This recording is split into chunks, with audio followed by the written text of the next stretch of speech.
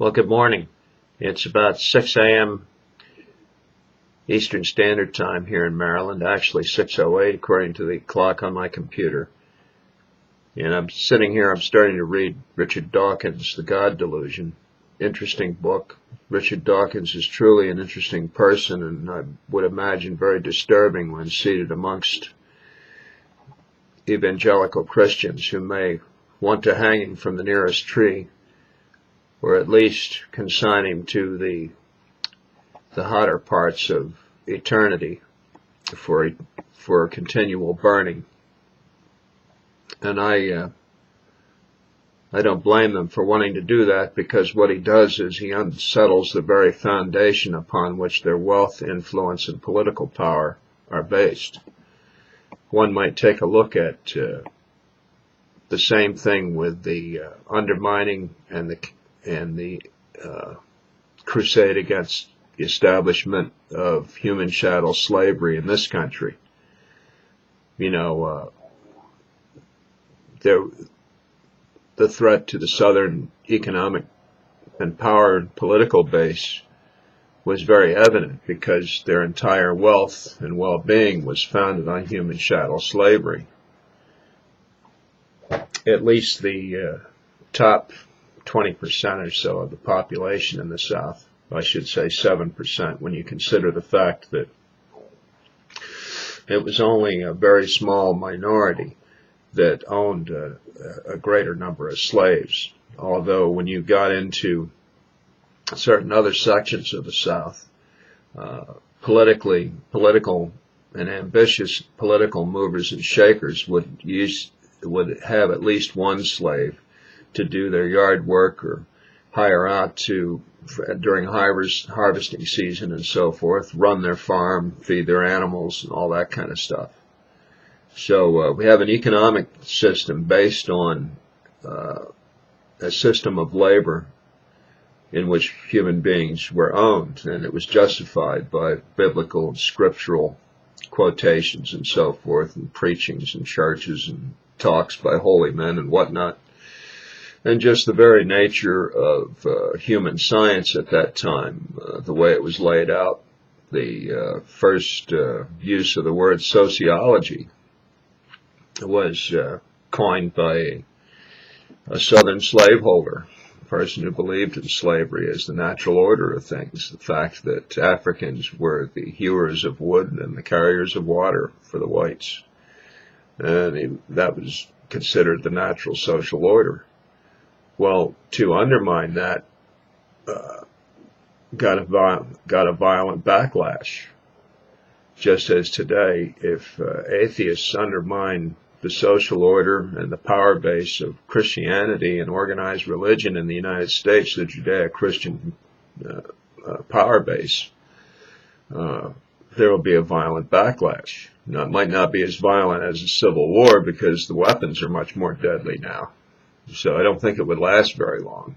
The numbers of deaths would be very rapidly accumulated, and what you would find out is that people would backtrack away from that in a hurry, because they would extrapolate just from the limited exposure exactly what that would mean in destruction of property, loss of wealth, and the spilling of blood, especially their blood, the blood of the leadership. So this debate is taking place right now in the form of the exchange of ideas, the aggressive exchange of ideas. But organized religion right now has the upper hand. Nobody's going to run for office and claim that they're an atheist. That would be political suicide, and you're just not going to do it. I doubt very much if today the founding fathers, from what we know about their religious beliefs, which they stated publicly and in writing, would have made it to office today. They would not have been elected. And I wonder about it sometimes. I really do. Now, as for myself, what do I consider myself?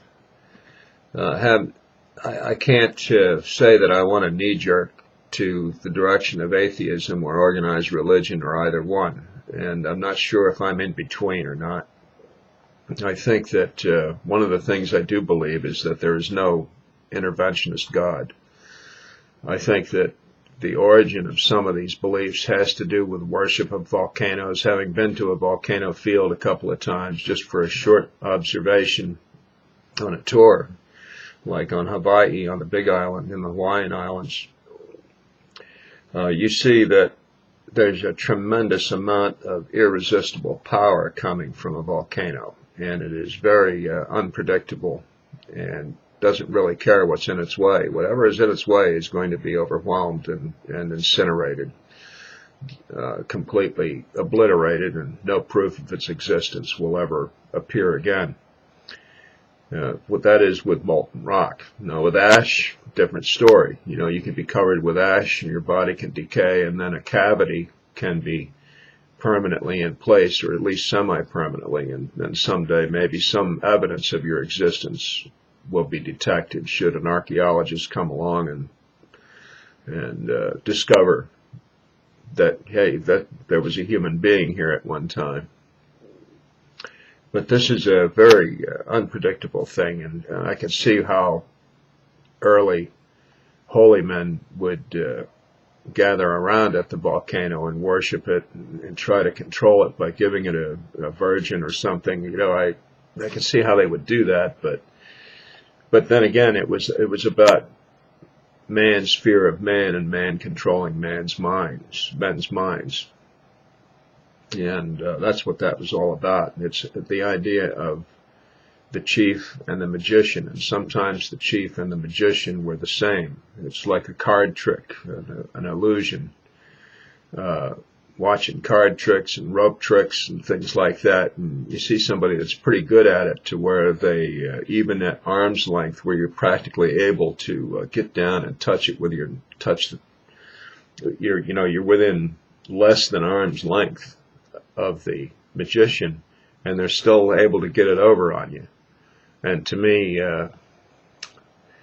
this person could just as easily be an evangelical Christian or a holy man in the ancient times worshiping the volcano and convincing you that you should throw your virgin daughter into the volcano's mouth to satisfy the deity. So I have to formulate my thoughts yet on where I stand. I don't want to worship the volcano. I want to respect the volcano and fear the possibility that it could erupt any time, and realize that life is unpredictable and has no it is not any respecter of me personally. God, if there is a God, it's a completely impersonal one, and non-interventionist won't save me. It's up to me to arrange my life so that I will not get myself into such trouble that I would be punished so gravely that I will not recover from it within my lifetime. And just have to make those decisions. I think we all do, to a certain degree. Limited amount of time, folks. Limited amount of time. What are you going to do with the remainder of it?